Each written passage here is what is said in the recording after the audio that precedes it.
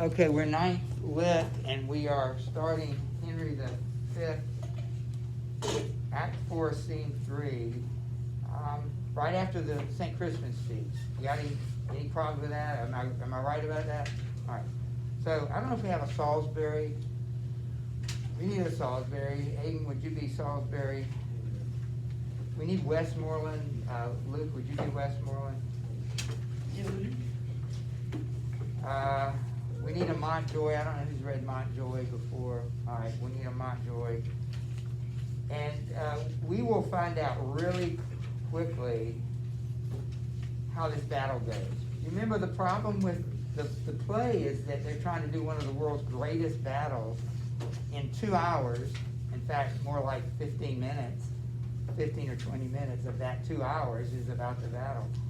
And thousands of troops are on the field fighting, and they have to make you believe that it's happening. And of course, they don't show the battle at all. They just show this talk about the battle. So why don't we start here with Salisbury after that stirring speech by Henry. Abe. My sovereign lord, bestow yourself with speed. The French are bravely in their battle set, and will with all expedience charge on us. All right, expedience, and that means they literally, or the battle is about to begin. Henry, you need a, yes, thank you. Yes, you can be. All things are ready if our minds be settled. Perish the man whose mind is backward now. Thou dost not wish for more help from the good gods. God's will, my liege, would you and I alone, without more help, fight this world out. Remember Westmoreland? What's he that wishes so West? He's the guy that started that, and now he says, "You want any more?" He says, "You want any more men, Westmoreland?" And he says, "I wish it was just you and me fighting." I love the attitude. He's ready to fight.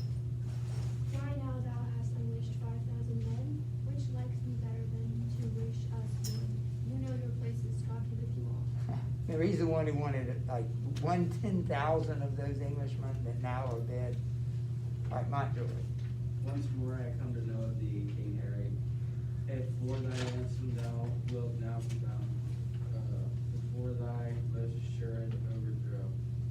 For certainly thou art so near the gulf, thou needs must be engulfed. Besides, in mercy, the constable desires thee thou wilt mind, thy followers of repentance, that their souls may make a peaceful and sweet retire from off these fields where wretches their poor bodies must lie and fester. So he's saying, we're going to beat you. That's inevitable. Your most assured overthrow. So I'm giving you one last chance to give in, and we'll give you a price. Remember, that's what the ransom is. You pay us a price, and we'll let you go. It's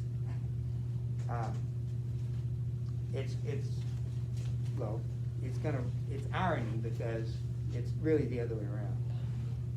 Henry. Who hath sent thee now? The constable of France. I pray thee, bear my former answer back. Bid them achieve me, and then sell my bones. Good God, why should they mock poor fellows thus? The man that once did sell the lion skin, while the beast lived, was killed with untainted. Yea, many of our bodies shall no doubt find native graves, upon the which I trust shall witness live in brass of this day's work. And those that leave their valiant bones in France, dying like men, though buried in your dugouts, they shall be famed, for there the sun shall greet them, and draw their honor reeking up to heaven, leaving their earthly places to choke your climb, the smell whereof shall breed a plague in France. Did you hear what he's saying? He's saying even our dead are going to rot in the ground, and the smell of them is going to make the place smell really bad, and it's going to create a plague. So even dead Englishmen can kill living Frenchmen. You know, their dead body's going to create a plague. They're going to keep fighting from the grave. Don't you like that fighting spirit? Mark then abounding valor in our English, that being dead, like to the bullets craving, break out into a second course of mischief, killing in relapse of mortality,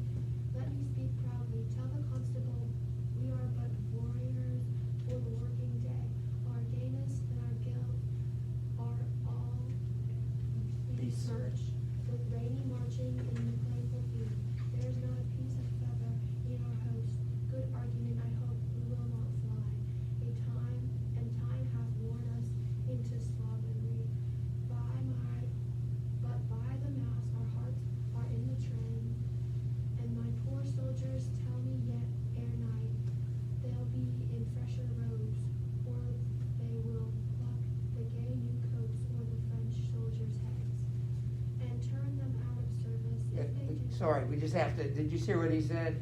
He said, we're kinda in ragged clothes today, cause we've been over here like a month, and we're wet, we're cold, we're tired, you know about that. He said, but before the night's over, we're gonna be in fresher robes. In other words, we'll either be dead in heaven with robes on, or we're gonna take the robes off your dead French soldiers and wear them. Again, don't you love the attitude? We're gonna fight or we're gonna die. That's our choice. And we're gonna fight and die. That's, so be it. Go ahead. If they do this as if God please, they shall. My ransom then will soon be levied. Herald, save thou thy labor. Come thou no more for ransom. Gentle herald, they shall have none. I swear by these my joys, which if they have, I will leave defend them. Shall yield them little tell the constable. I shall, King Harry, and so fare thee well. Thou never shalt hear herald any more. I fear thou wilt once more come again for a ransom. York, sorry, would you be York? Kneeling, my lord, most humbly on my knee I beg the leading of the Vayward. It should be vanward, V-A-N. So which part of the army is the van?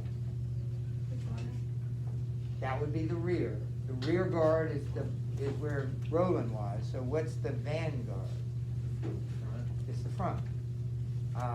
So that's what he wants. He wants to lead the army. Do you remember the son, I think it was, of I'm trying to remember the names, the king of Saragossa, what was his name? Marsilian. Remember the son right before the attack? He says, can I lead the attack? So that's a big deal in the Middle Ages. You want to be the one to actually lead the attack, which means you're probably the one that's going to get killed first. And actually that happens to York. He's one of the few Englishmen they got. They didn't lose many men, but they did lose York. Take it, brave York. Now soldiers march away, and how thou pleasest God dispose the day. I would like to read this, but it's really hard. It's a real short section. There's so much French in it. I think I may just skip it. What happens is, and I'll just tell you, I have a summary here. It says, a French soldier surrenders to Pistol, who threatens him with death until the soldier promises to pay a ransom of 200 gold coins. So just write that down. Just write that. It's just really hard to read it. It's hard to figure out. You know, have to read 2 pages at once. What did you say? Yeah, essentially, a French soldier surrenders to Pistol, and Pistol's gonna kill him until the guy says he can give him a ransom, and the ransom will be 200 gold coins. And I guess, why do you think that scene is in the play? Yeah, Because before it talked about the bravery of like the French, of the English and how they're gonna die fighting, and then Pistol was like just forgetting about the honor and just getting money. that's a great answer. It is good, well contrasted with those words of Henry about fighting and dying and killing the enemy. Well, he'd rather make money off the enemy. So I think it's smart to skip this. It's just a couple of pages long. Let's turn to the boy at the end of this. I think it is worth reading him. All right, so it's line 60. I don't know if it's the same line numbers. You want to be the boy? All right, he's the boy. For question number 57, What does it say? Motto's Henry V's speech on page 165 echo the sentiments of the characters of the Iliad. Oh, yeah, just skip it. Yeah. Do you know? Can you think about? I've read it, but I've never taught it. So anyway, so boy, who's Pistol? Anybody Pistol? I'll be Pistol. Expound unto me, boy. He gives you upon his knees 1,000 thanks, and he esteems himself happy that he hath fallen into the hands of one as his kings, the most brave, valorous, and first-worthy Senior. senior of England. Okay, he did get money out of this guy. He's translating. The boy knows French and English. He's translating what the prisoner said, and the prisoner's going to give him money. As I suck blood, I will some mercy show, follow me. And then it says the French soldier stands up, he and pistol exits, you can pick up there. I did never know so full a voice issue from so empty a heart. But the saying is true, the empty vessel makes the greatest sound. Bardolph and them had 10 times more valor than this roaring devil, I the old play. That everyone may pare his nails with a wooden dagger, and they are both hanged, and so would this be, if he durst steal anything adventurously, I must stay with the lackeys with the luggage of our camp. The French might have good prey of us if he knew it, for there is none to guard it but boys. Could you write next to that foreshadowing? Because what he just said actually happened. He says he's gonna leave Pistol. What do we learn about Bardolph and them? They're not brave. They're braver. They are braver, but they also are Thieves. deader, if that's a word. Someone deader than somebody else. They're dead. They've both been hanged. We didn't see it happen, but remember Bardolph was gonna be hanged, and Nim was also hanged. Why are they being hanged? Well, why were they hanged? For stealing. For stealing. It's simple as that. They stole and they got hanged, and here he's pointing out that, and they were braver than Pistol. But where does he say he's gonna go? He's gonna leave Pistol, and you see where he's gonna go? He's gonna go with the lackeys, I guess the other young boys, with the luggage of our camp. That would be the supply train. If you think of luggage as what you take to the airport, and, you know, with your clothes in it, it probably does have some things like that, but they contain the food, the ammunition, just the extra stuff, the supply train. And he's going there. That's where the boys are. But what does he foreshadow? Notice what does he say could happen? The French would come take it, Because if they knew what? because if they knew it was only boys. It was only boys there. In fact, that's exactly what happened. They do massacre the boys, including this boy. But he points out that's where he's going to go. All right, so we need a constable.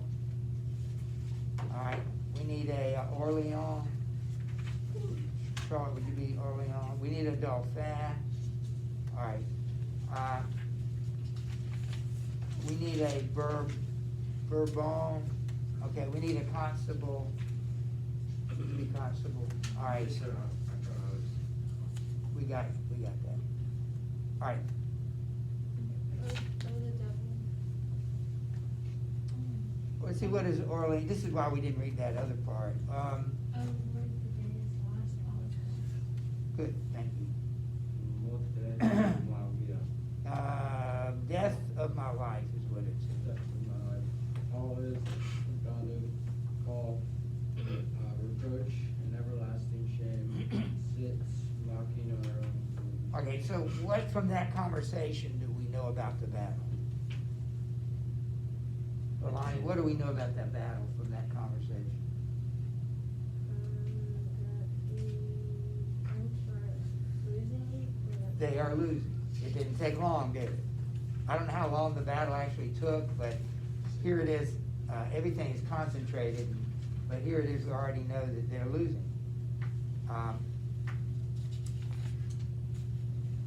And then Dauphin has one more line. Do not run away. why all our ranks are broke. Oh, For durable. a durable shame. Let's stab ourselves. Be these wretches that we played at a dice. Is this the king we sent to Orange Red? So now they want. He's the guy we thought we could beat and get money out of, and now they've already beaten us. Bourbon. Shame and eternal shame, nothing but shame, let us die, and once more back again. And he that will not follow Bourbon now, let him go hence, and with his cap in hand, like a base pander, hold the chamber door, whilst by a slave no gentler than my dog daughter and contaminated. This order that has spoiled us from this now, let us each go after our lives. We are not yet living in the mother of the English and our laws, if any order might be doubtful. The devil take order now, out to the throng. Let life be short, else shame will be too long. So they still have more troops than the English. What is their problem at this point? They've said it several times. What's wrong with them? Yeah, Lily. Their armor, What's that? is it their armor? Well, actually, that does turn out to be a problem. Remember, it wasn't strong enough to defend from the English arrows. But words like, our ranks are broke and disorder, all is confounded. So what's happening among the French troops? Yeah. They don't have very good leadership, I guess, No. or they're not staying together. Even though they still more them than they are the English, they are in confusion. Some of them are, they run, some of them are trying to run away. Some of these guys are saying, let's go fight. It's complete disorder. Once you've got that, you're lost. Henry.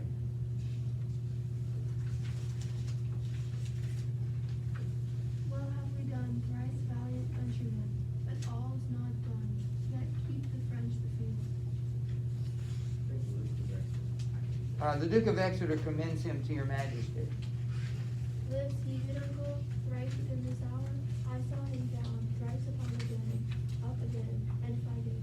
From helmet to the spur, all blood he was.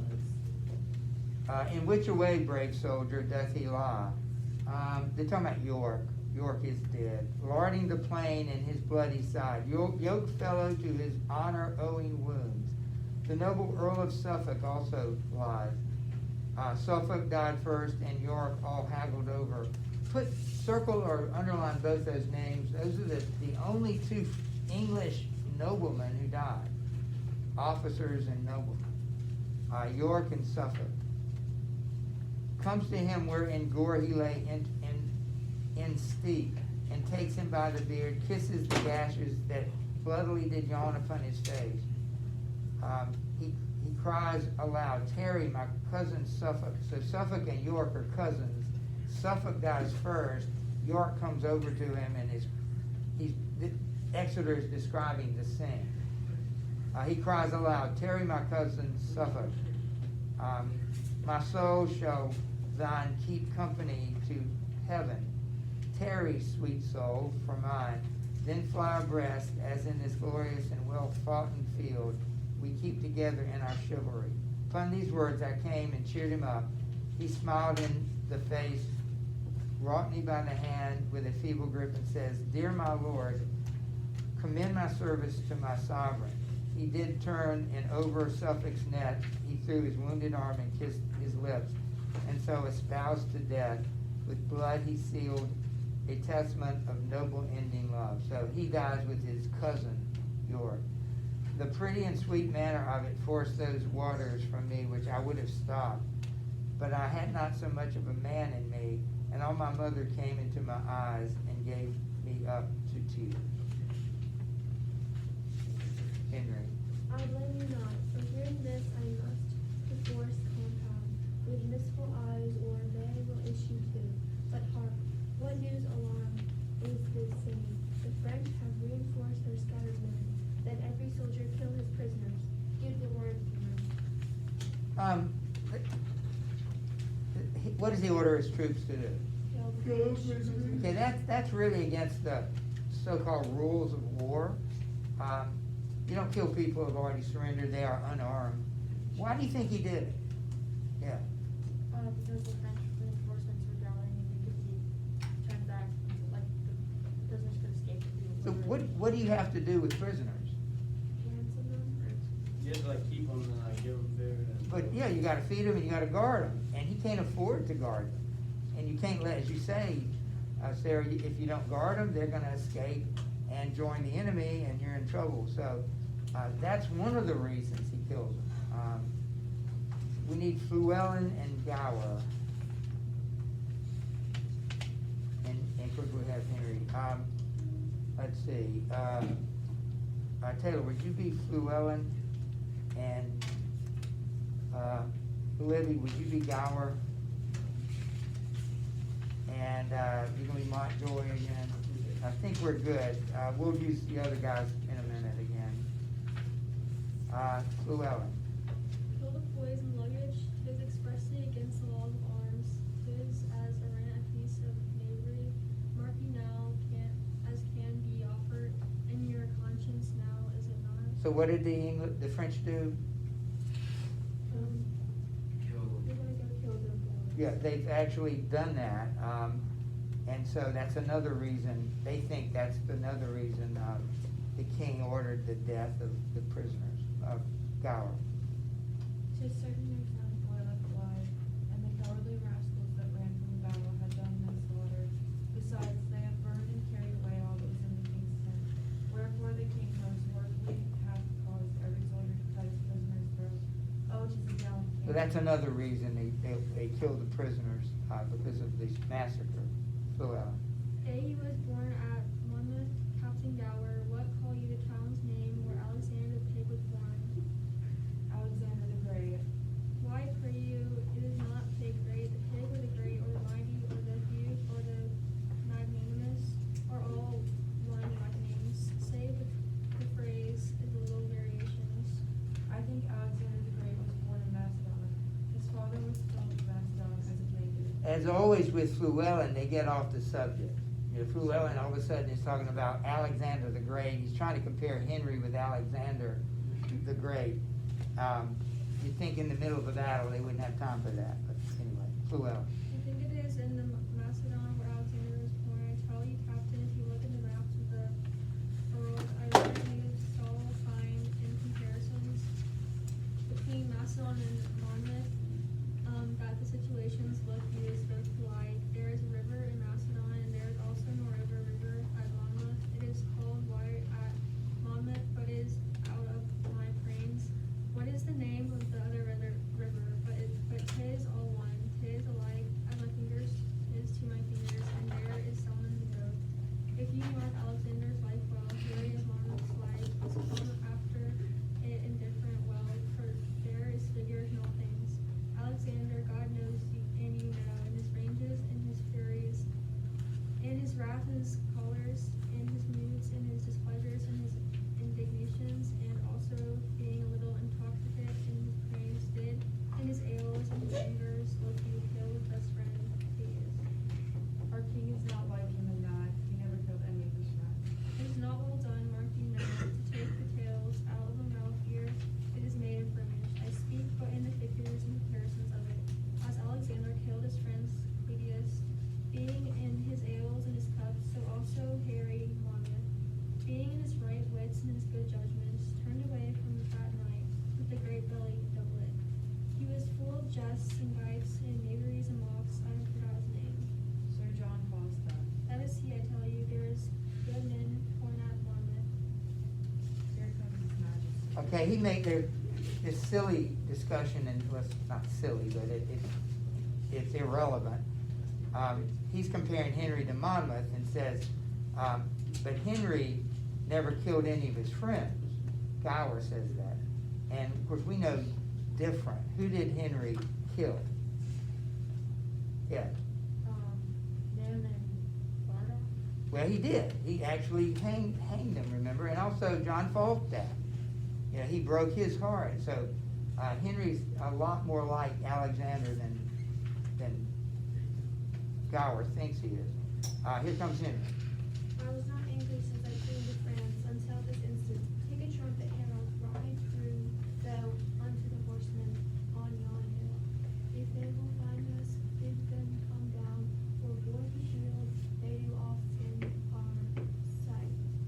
If thou do neither, we will come to them and make them scorn away as swift as stones, and forced from the old Assyria. slaves. Besides, will cut the throats of those we have, and not a man of them that we shall take. Shall taste our mercy, go and tell himself. So we have a couple of reasons why Henry kills the prisoners. One is because of what? The boys. the boys and the other is? Because you can't afford to guard They them. can't afford it, they can't guard them, and so both are true. Montjoy comes back, who's our Montjoy? Okay, we got, okay, Exeter, here comes the herald of the French, my liege. His eyes are more humble than they used to be. How now, what means this, herald? Knowest thou not that I have found these bones of mine for ransom? Comest thou again for ransom? He's being sarcastic. Have you come to get me a ransom again? Is that why you're here? No, great king, I come to thee for charitable license, that we may wander o'er this bloody field, to book our dead and then to bury them, to sort our nobles from our countrymen, or from our common men.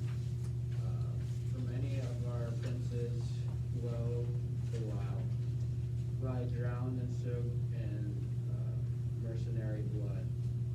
Subdue our vulgar, drench their peasants' limbs in blood of princes, and our wounded steeds fetlock deep in gore, and with wild rage yurt out their arm heels at their dead masters, killing them twice.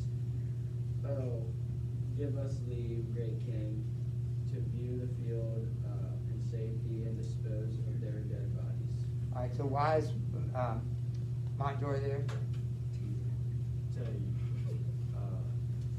To like ask them if they can like clean up the battlefield,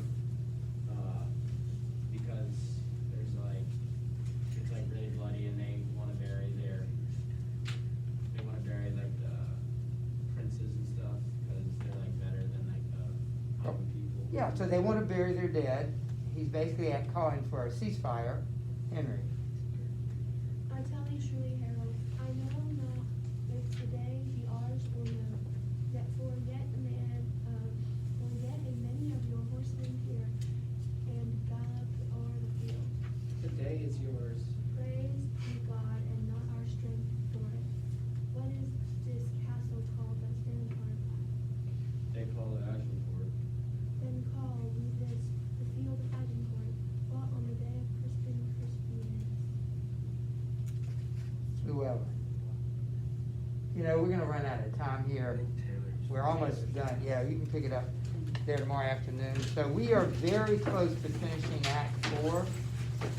There are a couple of things that have to play out, and Act 5 will go quickly. So,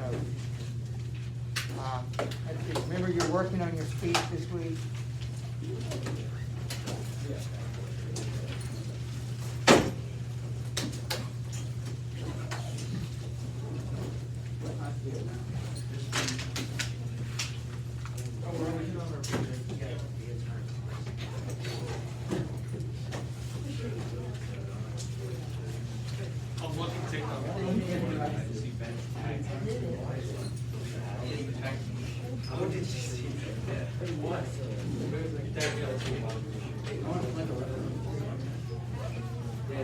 Thank you.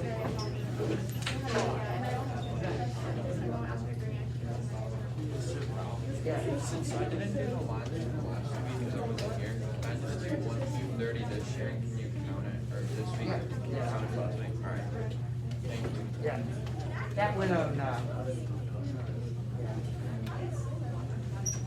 You might need to do it, because that goes on, I think that goes on this quarter. We're not gonna do that Thursday, next quarter. Okay. So, Alright.